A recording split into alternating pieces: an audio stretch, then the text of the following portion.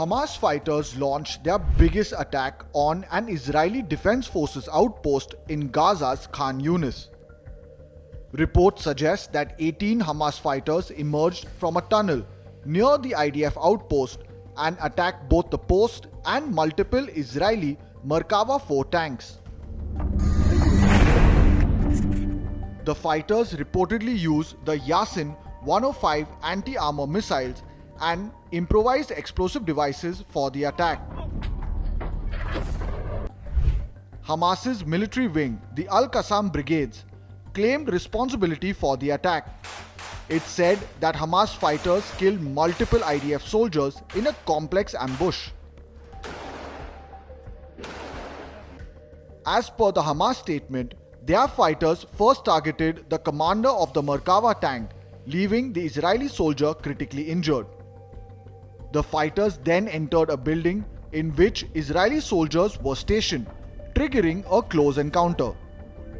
Hamas claimed that its fighters shot many IDF soldiers at point-blank range, while also acknowledging heavy losses in the attack.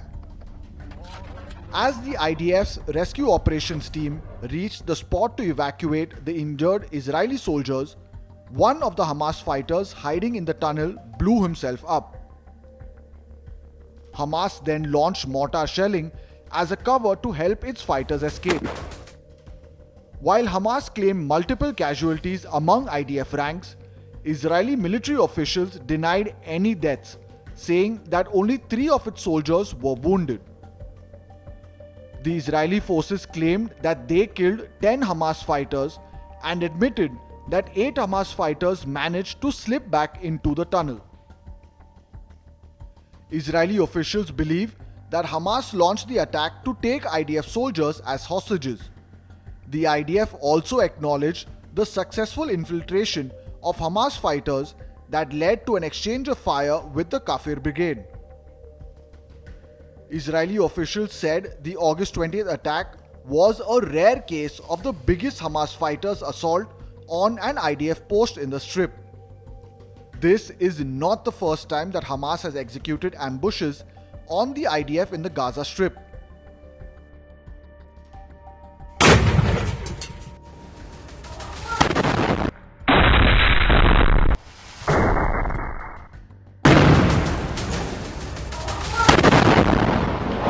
In the recent past, Hamas released a series of videos of IED and RPG ambush operations against the IDF in the Strip. One of the Hamas videos showed its fighters observing IDF convoy movements and planning the attacks. Another footage showed multiple IDF tanks, D9 bulldozers, and convoy trucks being targeted by Hamas. In July, a Hamas ambush attack targeted an IDF convoy in Beit Hanun. The IDF acknowledged that over 5 soldiers were killed and 14 were injured in the attack. Then, in the same month, another attack unfolded. Over 12 Hamas fighters struck an IDF post. Israeli military officials made similar claims that the attack was intended to take the IDF captives. In August, Hamas struck another IDF post. The group released multiple videos showing its fighters attacking IDF tanks and soldiers with RPGs and sniper rifles. The videos showed Hamas fighters reaching IDF tanks, installing indigenous Shavaz improvised explosives, and fleeing the scene. As per an Israeli report, the IDF has lost over 800 soldiers and 5,900 have been injured in the Hamas attacks till June this year. The fresh attack on the IDF came as Israel is preparing for a large-scale war in the Gaza Strip to occupy the territory. The IDF is preparing attacks even after Hamas accepted the Qatar and Egypt proposed ceasefire to end the war. Notably, Israeli PM Benjamin Netanyahu has insisted on eliminating Hamas and bringing back the remaining hostages through military operations.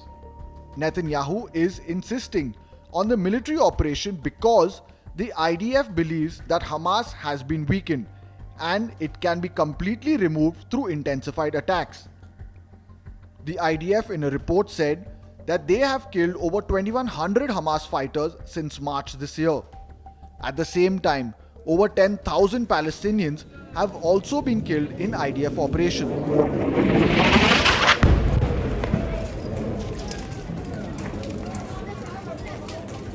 But military analysts believe that Hamas still has considerable fighting forces in its ranks.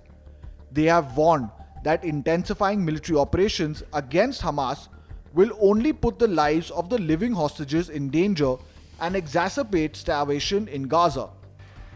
Experts have claimed that Hamas is intensifying attacks, possibly aimed at taking IDF soldiers as captive and deterring Netanyahu's occupation plans.